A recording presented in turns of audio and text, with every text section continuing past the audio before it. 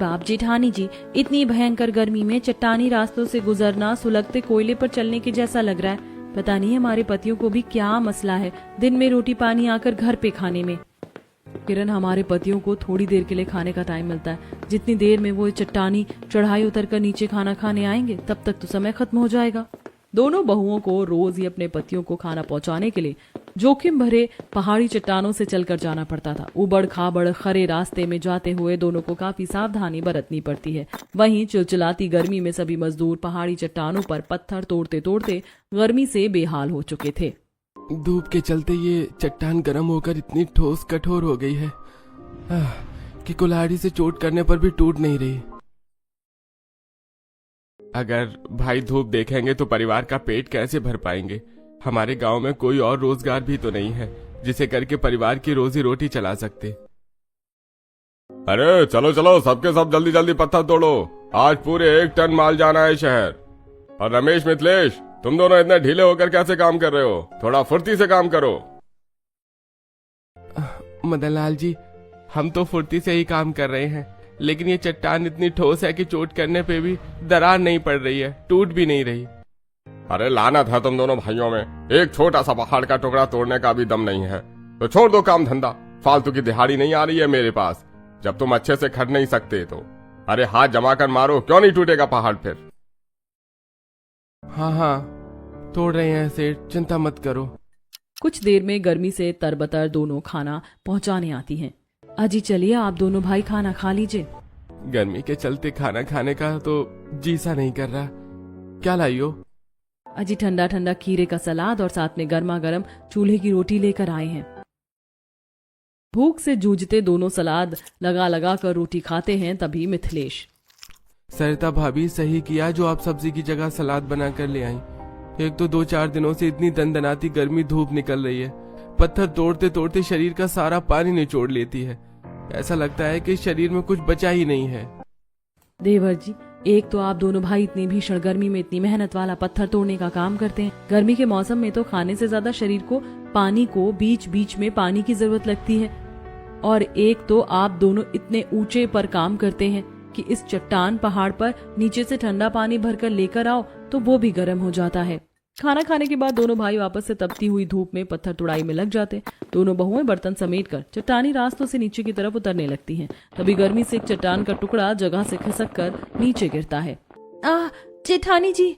खौफ के मारे किरण की चीख निकल जाती है। किरण, तुम ठीक तो हो? वो तो सही मौके पर मैंने तुम्हें अपनी तरफ खींच लिया, वरना तुम इन चट्टानों से गहरी चोट खा जाती।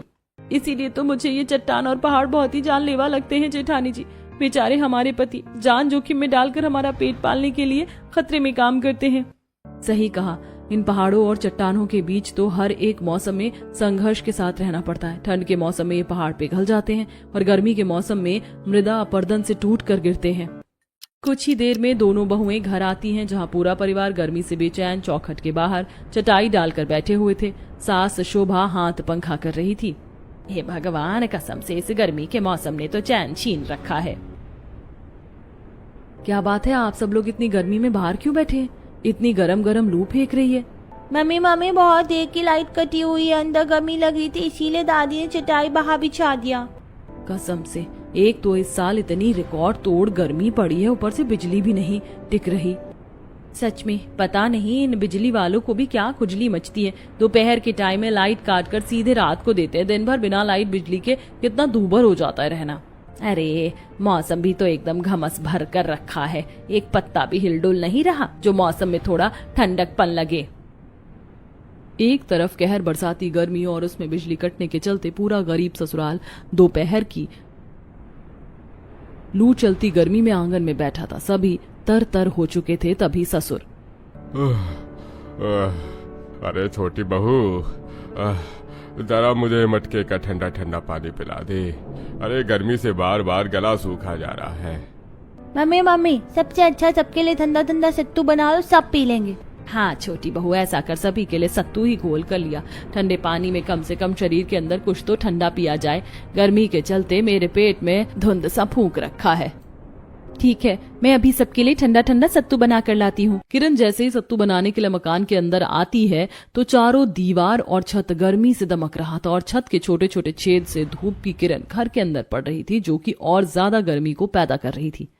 बाप रे बाप, ये मकान तो ईंट की भट्टी जितना भपका मार रहा है। मैं तो पसीने से भर गई। इससे तो बाहर ही थोड़ी ठंडक है। फटाफट से सत्तू घोल कर जाती हूँ। जैसे ही मटके पर से ढक्कन हटाती है तो मटके के अंदर पानी का एक बूंद भी नहीं बचा होता है, जिसे देखकर भड़क जाती है। हे भगवान, लगता है आज फिर से इन बच्चों ने मटके का सारा पानी खर्च कर दिया। इन बच्चों ने नाक में दम करके रख दिया है कसम से। आग बबूला होकर किरण बाहर आकर तीनों बच्चों को गुस्से से घूरती है। क्या हुआ छोटी भाभी, आप राजू, गुनगुन और गोलू को ऐसे क्यों देख रही हो? बच्चों, तुम तीनों ने फिर से कोई नई शैतानी की है क्या? ना ना, नहीं तो बुआ, हमने तो कुछ भी नहीं किया। अच्छा जी, तुम लोगों ने कुछ नहीं किया तो मटके का पानी क्या अपने आप से खत्म हो गया? बहू तू क्यों बेचारे बच्चों पर भड़क रही है? बात क्या हुई है? माँ जी, आज फिर से इन तीनों ने मटके का पीने वाला पानी नहाने धोने में खर्च कर दिया। इतनी भयंकर गर्मी में नदी से पानी भरकर लाने में हालत खराब हो जाती है। पिछले एक हफ्ते से गर्मी के चलते सप्लाई का पानी भाग रखा है। कैसे कैसे हम नदी पर से नहाने धोने खाने पीने का काम निपटा रहे हैं। चाची, स्कूल से आने के बाद हम तीनों का शरीर बहुत चिपचिपा सा लग रहा था। हमने नहाने के लिए बाल्टी में पानी देखा, लेकिन बाल्टी में चुल्लू पर पानी भी नहीं था, इसीलिए हमने मटके में से थोड़ा सा पानी लेकर बस हाथ मुंह धोया था। देवरानी जी, आप जाने दो, बच्चे हैं और गर्मी इस बेहिसाब की पड़ रही है कि इंसान को दिन भर में 2-3 बार नहाने की जरूरत लगे। तुम मटका मुझे ला कर दो, मैं पानी लेकर आती हूँ नदी से। सरिता बहू, तुम अपने साथ किरण बहू को भी लेकर जाना। नदी के ठंडे ठंडे पानी में नहाएगी तो उसका गुस्सा भी ठंडा हो जाएगा। अपनी सास शोभा के मजाक करने पर किरण गुस्सा छोड़ देती है। अब किरण घर में से खाली मटका बाल्टी लेकर बाहर आती है। अच्छा तो बताओ, कौन कौन हमारे साथ नदी पर ठंडी ठंडे पानी में नहाने के लिए चलेगा? नदी पर नहाने की बात से तीनों बच्चे खुश होकर हाथ खड़ा कर लेते हैं। मम्मी मम्मी, मैं चलूंगा नदी पर नहाने, बड़ा मजा आएगा। मैं भी नदी पर नहाने के लिए चलूंगा। चलो तीनों, माँ जी हम नदी से पानी भरकर लाते हैं। बहू, बच्चों को थोड़ा अच्छे से मल मल कर नहला देना, तीनों का मन हल्का हो जाएगा। जी माँ जी। दोनों बहुएं बच्चों को लेकर नदी पर चल देती हैं। सूरज की किरण चमकते हुए धरती को छू रही थी, जिससे जमीन ज्वालामुखी जितनी जल रही थी। हे राम जी, आज तो जमीन ज्वालामुखी जितनी खौल रही है। बेचारे बच्चों के नाजुक पैर तो सट सट जल रहे होंगे। मम्मी, पैर जल रहे हैं। खुद ही उठा लो ना। बस गोलू बेटा, नदी पास में है, जल्दी जल्दी चलो। जैसे ही बहुएं नदी पर पहुंचती तो देखती हैं गर्मी के प्रभाव से नदी का पानी सूख कर आधा हो चुका था, जिसे देखकर दोनों चिंता से भर जाती है। जेठानी जी, एक ही दिन में नदी का पानी कितना सूख चुका है। अगर ये नदी भी सूख गई तो गर्मी में हमारे ससुराल का गुजारा कैसे चलेगा? इस बार गर्मी का तापमान भी तो हद से ज्यादा पड़ा है। सुबह के 5-6 बजे बिल्कुल कड़क धूप छा जा रही है और शाम के 6-7 बजे से पहले सूरज डूबता नहीं है, तो नदी कहाँ से भरी रहेगी? और हम तो खाना पीना, नहाना धोना, निपटाना सब इस नदी पर से ही करते। अगर ये भी सूख गई तो हमारा तो कोई सहारा ही नहीं बचेगा। दोनों बहुएं नदी से पानी भरती हैं। तीनों बच्चे नदी में नहाने के लिए उतरते हैं तो भीषण गर्मी से नदी का पानी भी खौल रहा होता है। हाँ मम्मी, नदी का पानी तो बहुत ज्यादा गरम गरम से हो रखा है। जैसे ही दोनों बहुओं ने नदी के पानी में हाथ डाला तो दोनों के हाथ जलने से हो गए। ये भगवान जेठानी जी, ये नदी का पानी तो चावल के पानी जितना उबल रहा है। बच्चों, जल्दी से नदी से बाहर निकल आओ, नहीं तो छाले पड़ जाएंगे। तीनों बच्चे नदी से बाहर निकल आते हैं। हवाएं भी गरम गरम चल रही थी। हम तो कितना खुश होकर आए थे कि नदी के ठंडे ठंडे पानी में छपाक कर नहाएंगे, लेकिन नदी का पानी तो कितना गर्म है। काश कि हमारे घर में भी ठंडा ठंडा पानी का मोटर लगा होता तो हम भी नहाते। तीनों बच्चों को ठंडे पानी से नहाने के लिए तरसता देख दोनों बहू को भी काफी ज्यादा दुख लगता है। तभी सरिता जुगाड़ लगाती है। किरण, ऐसा करते हैं, इस पानी को बाल्टी में भर कर ले ही चलते हैं। 2-4 घंटे में नॉर्मल हो जाएगा तो बच्चे नहा लेंगे। जेठानी जी, नहाना धोना तो इस नदी के पानी से कर लेंगे, लेकिन खाना पीना कैसे करेंगे? जरा इस मटके के अंदर देखिए, पानी के साथ साथ कितनी काई आ गई है। अपनी पड़ोसन मंगला काकी के यहाँ मीठे पानी का मोटर लगा है, उनसे एक बाल्टी पानी मांग लेते हैं। दोनों बहुएं मटके बाल्टी भरकर घर लाती हैं। तभी पसीने से तर ससुर। बहू, तुम दोनों नदी पर से ठंडा ठंडा पानी भरकर लाई होगी ना? मुझको थोड़ा ठंडा पानी पिला दो, हलक सूख गया है गर्मी से। पापा जी, ये पानी पीने लायक नहीं है। गर्मी के चलते नदी का काफी ज्यादा पानी सूख गया है, इसीलिए मजबूरी में नीचे का काई बैठा पानी भरकर लाए हैं। ये सुनकर गर्मी से बेचैन ससुराल वाले काफी ज्यादा दुखी हो जाते हैं। हे भगवान जी, एक तो इस गर्मी ने मौसम में आग लगा रखी है, ऊपर से पानी की किल्लत। गरीब भला कैसे जिएगा, बगैर पानी के कैसे गुजारा होगा। माँ जी आप चिंता मत कीजिए, मैं मंगला आंटी के यहाँ से 1 बाल्टी पानी भर कर लाती हूँ। सरिता खाली बाल्टी लेकर पड़ोसन मंगला के पास आती है, जो कि एसी चलाकर ठंडी ठंडी हवा खा रही थी। मंगला आंटी 1 बाल्टी पानी मिलेगा क्या? हमारे यहाँ पानी नहीं आ रहा है, बस खाना बनाने के लिए चाहिए था। 1 बाल्टी पानी देने के नाम पर भी मंगला का मुंह बन जाता है और किचकिच करती है। और जब देखो तुम्हारे परिवार में पानी की किल्लत लगी रहती है, मकानदार को बोलकर मोटर क्यों नहीं लगवा लेते? पड़ोसी भी भला कब तक पानी देंगे, रुको लाकर देती हूँ। 4 बातें सुनकर मंगला 1 बाल्टी पानी भर कर देती है। सरिता घर आ जाती है, जहाँ रमेश मिथिलेश काम पर से आ चुके थे। अच्छा हुआ भाभी जो आप ठंडा ठंडा पानी भर कर ले आई। पूरा दिन गर्मी में पत्थर तोड़कर शरीर झुलस गया है। मिथिलेश आधे पानी में नहाकर मेरे लिए भी बचा देना। दोनों भाइयों को पानी का बंटवारा करते देख सरिता गुस्से में भड़क जाती है। ये पानी मैं आप दोनों भाई के नहाने के लिए भरकर नहीं लाई, खाना पीना बनाने के लिए लाई हूँ, तो इसे नहाने में खर्च करने के बारे में सोचे भी मत। 36 बातें सुनाकर पड़ोसन ने 1 बाल्टी पानी दिया है। अरे तुम तो पड़ोसन का गुस्सा मुझ पर क्यों निकाल रही हो? एक तो दिन भर बाहर तपती गर्मी में गधा मजदूरी करके आओ और नहाने के लिए 1 बाल्टी पानी भी नसीब नहीं है। और तो और घर में थोड़ी ठंडपन भी नहीं रहती। दिन भर धूप में जलकर काम करो और घर आओ तो मकान भी तपता मिलता है। हाँ, जैसे हम तो दिन भर एसी की ठंडी ठंडी हवा खाते हैं, हम भी तो यही गर्मी झेलते हैं। दोपहर में चूल्हा लगाकर खाना पीना बनाने में पूरा शरीर पिघल जाता है। गर्मी को लेकर बहू बेटे में कलेश मचते देख शोभा दोनों को डांट लगाती है। हे भगवान, चुप करो तुम चारों मियाँ बीवी। एक तो गर्मी के मारे मकान इतना दमक रहा है, ऊपर से तुम सबकी किचकिच से माथा दुख गया मेरा। और मिथिलेश रमेश, बहुओं की बात जायज है। अरे जब तुम दोनों भाई टाइम पर मकान का किराया देते हो तो फिर मकानदार को पानी के लिए क्यों नहीं बोलते हो? जब हम किराया इस मकान का देते हैं तो किसी और के यहाँ से पानी क्यों भरेंगे आखिर? और बेटा मकानदार को छत ठीक करवाने के लिए भी जाकर बोलो। छत में इतने छोटे छोटे से छेद हो रखे हैं, पूरा दिन मकान तपता रहता है, थोड़ी सी भी ठंडक नहीं रहती कि हम टिक सके। बाबूजी हमने तो मकानदार को कितनी बार कहकर देख लिया मकान की छत दीवार की मरम्मत करवाने के लिए, लेकिन उसके कान पर जू नहीं रेंगता। 1 नंबर का खच्चर आदमी है। हम दोनों भाई दिन भर काम पर रहते हैं, तुम दोनों जाकर कहीं और कमरा देखाओ। अगले दिन दोनों बहू के पति चट्टानी पहाड़ों पर काम करने के लिए निकल जाते हैं। दोनों बहू घर के कामकाज खत्म करके कड़कड़ाती धूप में कमरा देखने जाती हैं। अरे देखिए, डबल रूम सेट, बड़ी सी रसोई, टॉयलेट, बाथरूम और पानी की भी कोई परेशानी नहीं है। 24 घंटे मीठा पानी आता है। कमरा तो हमें पसंद है, आप एक बार किराया बता दीजिए।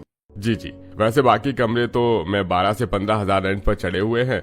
बाकी ये डबल रूम सेट 10 हजार में चढ़ेगा। बाकी बिजली पानी बिल अलग से है और 1 महीने का एडवांस लगेगा। कमरे का किराया सुनकर दोनों गरीब बहू की आंखें फटी रह जाती हैं। 10,000 कुछ ज्यादा ही हाई फाई किराया बता रहे हैं ये तो। बहन जी, कमरा भी तो हाई फाई खर्चा लगाकर बनवा रखा है। ये कमरा तो फिर भी मैं सस्ते में चढ़ा रहा हूँ। बाकी कमरे तो 12-15 हजार में चढ़ रखे हैं।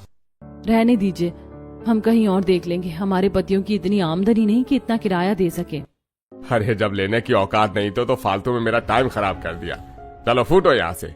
अकड़ू घमंडी मकानदार दोनों की बेइज्जती करके उन्हें भगा देता है। वहीं रात में पूरा गरीब ससुराल गर्मी से जलते हुए पसीने में तर खाना खा रहे थे। सभी के शरीर से पसीना चू रहा था।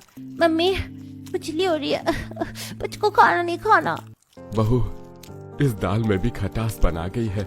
दिन की दाल परोसी है क्या? नहीं पापा जी, ये दाल तो थोड़ी देर पहले बिल्कुल ताजी बनाई है, पता नहीं कैसे खराब हो गई। अब तुम दोनों गरम गरम खाना बनाकर बिल्कुल ढक दोगी तो खराब तो होगा ही ना। इतनी तगड़ी गर्मी पड़ रही है, कमाने जाना पड़ता तो पता चलता। ससुर के ताना कसने पर शोभा बोलती है, अजी अब दाल खराब हो गई है तो इसमें बहू का क्या दोष है? अगर वो खाना नहीं तोप कर रखती तो दीवार से मिट्टी पड़कर दाल किनकिन हो जाती, तभी तुम्हारे गले से नीचे नहीं उतरता है। एक तो वैसे ही गर्मी से मिजाज खराब है, तुम माथा गरम मत करो। इस तरह समय गुजरता और गरीब ससुराल धधकते मकान में टाइम काटता है। दिन भर मकान में छाई घमासान गर्मी के चलते सभी को फोड़े फुंसी घमौरी निकल जाती है। हाय मम्मी, हाँ मम्मी, मुझको बहुत जोरों की खुजली हो रही है। जैसे ही किरण गर्मी से लाल लाल मोटे मोटे दाने में से खून निकलते देखती है तो रो पड़ती है। हे भगवान जी, इस लड़के ने खुजली करके सारी घमौरी छीन ली। ओहो, बेचारे को गर्मी से खुजली कर रहे होंगे फोड़े फुंसी। देख बहू, थोड़ा सा नवरत्न पाउडर पड़ा हो तो मल दे, घाव पर थोड़ा ठंडकपन लगेगा। कविता, जरा पाउडर का डिब्बा देना। कविता देखती है कि पाउडर का डिब्बा पूरी तरह से खाली पड़ा है। भाभी, डिब्बे में चुल्लू भर पाउडर भी नहीं लगा, खाली पड़ा है। तभी गर्मी के प्रकोप से चट्टानी चक्रवात पूरे गांव में आ जाता है। पूरा गरीब ससुराल घर के अंदर ही बैठा हुआ था। तभी छत से किसी भूस्खलन की तरह मिट्टी टूटकर झड़ने लगती है और देखते देखते दीवारों में बड़ी बड़ी दरार छा जाती है, जिसे देख गरीब ससुराल वाले घबरा से जाते हैं। हे राम, ये मकान इतना हिलडुल क्यों रहा है? तभी बाहर से आवाज आती है, जल्दी जल्दी सब लोग अपने अपने घर से निकल जाओ, गर्मी से पहाड़ी चट्टानों पर भूस्खलन हो रहा है। पूरा गरीब ससुराल डर के मारे घर छोड़ छाड़ कर बाहर निकल आता है। अगले ही पल भूकंप के तीव्र झटके से उनका घर मलबे के समान ढेर हो जाता है। इतने में दोनों बहू के पति भी आ जाते हैं। शोभा असहाय होकर छाती पीट लेती है।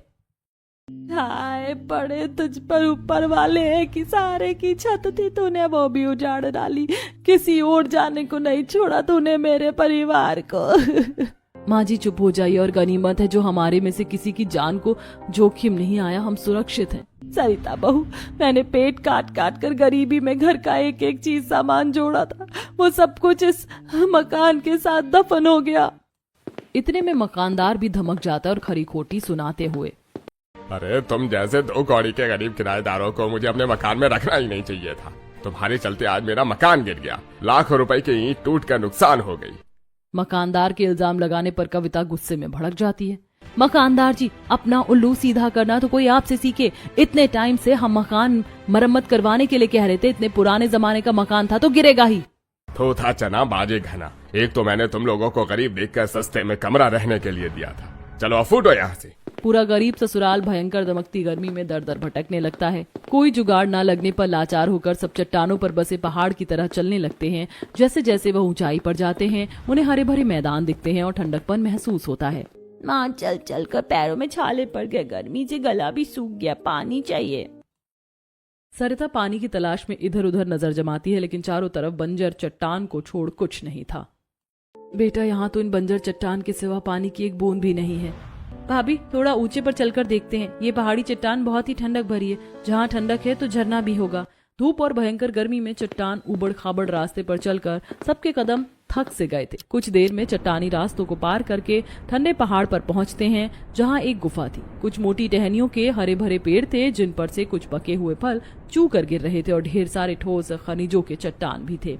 हाँ, यहाँ पर तो कितनी ठंडी ठंडी मस्त बर्फ जैसी हवा चल रही है। सचमुच में इतनी तपतपाती गर्मी में भी इस ठंडे पहाड़ पर कितनी तरोताजा हवा चल रही है। इतनी ठंडक में तो चैन से नींद पड़ जाए। मम्मी मम्मी, बहुत जोर की प्यास लगी, पानी चाहिए। इतने ऊंचे पहाड़ी चट्टान पर पानी मिलना तो असंभव है। तभी किरण को गुफा के अंदर से झरना गिरने की झरझर आवाज आती है।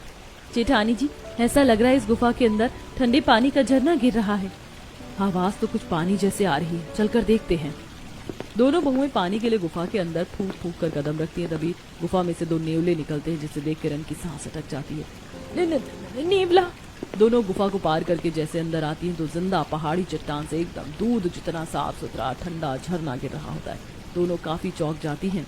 जेठानी जी, देखिए तो इस पहाड़ी चट्टान से तो 2 झरने गिर रहे हैं, तभी यहाँ इतना ठंडकपन है। दोनों झरने का पानी चक्कर देखती हैं, जो अमृत जितना मीठा था। हाँ हाँ हाँ, इस झरने का पानी कितना ठंडा मीठा है, मन तृप्त हो गया।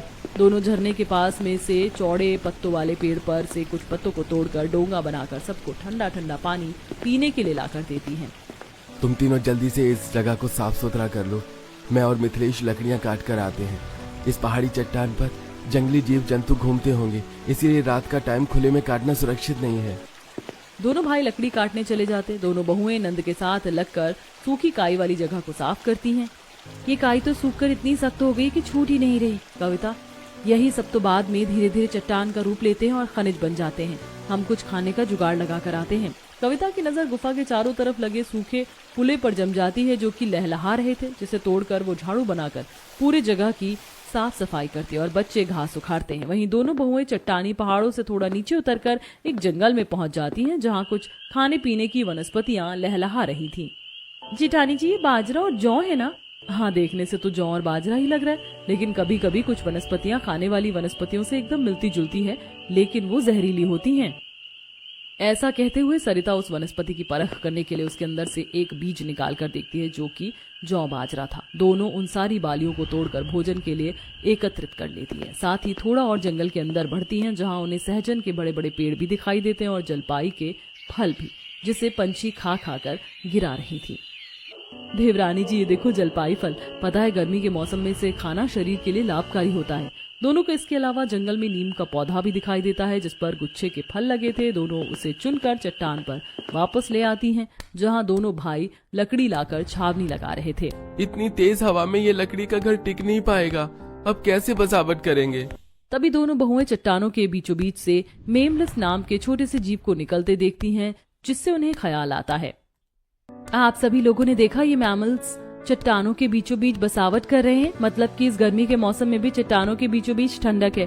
क्यों ना हम इन पहाड़ी चट्टानों को काटकर अपने लिए घर बनाएं? पर चट्टान को काटकर घर बनाना इतना भी सरल नहीं होगा, क्योंकि इसमें से कुछ चट्टान ठोस है तो कुछ कमजोर भी है। पूरा गरीब ससुराल ठंडा जलपाई खाकर पेट भरता है, जो कि खाने में बहुत स्वादिष्ट था, और सब गर्मी में गुफा के अंदर ठंडक में चैन सुकून की नींद सोते हैं। तभी जैसे जैसे रात गहरी होती है, गुफा के बाहर से कुछ खतरनाक जानवरों के दहाड़ने की आवाज सुनाई देती है, जिससे गरीब ससुराल वालों के डर के मारे कान खड़े हो जाते हैं। मम्मी मम्मी, ये तो शेर जैसी आवाज है। खतरनाक जानवरों के खौफ से दोनों बहुएं आंखें जमाकर जागती रहती हैं और पूरा परिवार सो जाता है। सुबह होते हुए सूरज की किरण फूटती है और सब काम शुरू करते हैं। ये पहाड़ी चट्टान तो बहुत ही ज्यादा कठोर और सख्त है। इसे काटकर घर बनाने में काफी मेहनत लगेगी। पर भैया, हमारा घर भी तो मजबूत बनेगा। ये चट्टानी पहाड़ इतना सख्त और कठोर है कि अपनी जगह से जल्दी से खिसक नहीं रहे। दोनों भाई चट्टानों को काटकर गहरा करते हैं, वहीं बहुएं चट्टानों को तोड़कर निकलने वाले पत्थरों को बटोर रही थी। अरे बहू, तुम दोनों इन चट्टानी पत्थर को क्यों इकट्ठा कर रही हो? माँ जी, क्योंकि ये चट्टानी पत्थर एकदम ठंडे हैं, इसीलिए हम इससे अपनी जुगाड़ू रसोई बिठाने के काम में लेंगे। एक तरफ जहां दोनों के पति सबके रहने के लिए चट्टानों को काटकर अलग अलग बड़े बड़े कमरे बनाते हैं, दोनों बहुएं छोटे छोटे टुकड़ों से रसोई बनाती हैं, क्योंकि चट्टान के सफेद खनिज बर्फ जितने ठंडे थे। इसके अलावा दोनों बहुएं चट्टानों के चारों तरफ बेकार पड़े खनिजों को इस्तेमाल में लाती हैं और ठोस काले चट्टानों को चूल्हा बनाने के लिए चुनती हैं, जिनके अंदर से उन्हें कोयले के खनिज भी मिलते हैं। यह चट्टानी खनिज तो कोयला है। चलो अच्छा है, हमारे ईंधन का जुगाड़ भी हो गया। अब हमें लकड़ी लाने के लिए नीचे नहीं जाना पड़ेगा। मगर जेठानी जी, ये चट्टानी कोयला तो बहुत ही ज्यादा कठोर और सख्त है। इनको तोड़ने के लिए औजार की जरूरत पड़ेगी। देवरानी जी, जिस तरह से हमने जुगाड़ लगाकर चूल्हा, रसोई, बर्तन सब कुछ बना लिया, तो हम इन चट्टानी पत्थरों से औजार भी तो बना सकते हैं। दोनों कुछ पत्थरों को घिसकर नुकीले औजार बनाती हैं और उनसे चट्टानों पर चोट मारकर कोयले को तोड़ तोड़ कर निकालती, जिससे वह चूल्हा जलाने के लिए ईंधन के रूप में इस्तेमाल करती हैं। वहीं सास ननद झरने के पास उगी हरी हरी घास से चटाई बनाती हैं। इसके बाद दोनों बहुएं ठंडे पहाड़ी चट्टान पर ही चूल्हा लगाकर सबके लिए शुद्ध वनस्पतियों से भोजन पकाकर खिलाती हैं। आहा, ये बाजरे की रोटी खाने में कितनी मीठी मीठी सी लग रही है। सालों के बाद बाजरे की रोटी खाई है, क्यों शोभा? हाँ जी, हमारे जमाने में तो गर्मी के मौसम भर ज्वार और बाजरे के आटे की रोटी खाते थे लोग। आजकल के खान पान में तो ताकत ही नहीं बच गई। माँ जी, बाबूजी, एक चूल्हे की रोटी और दूं आप दोनों को? बहू, मेरा तो पेट भर गया। मिथिलेश, रमेश को दे दे।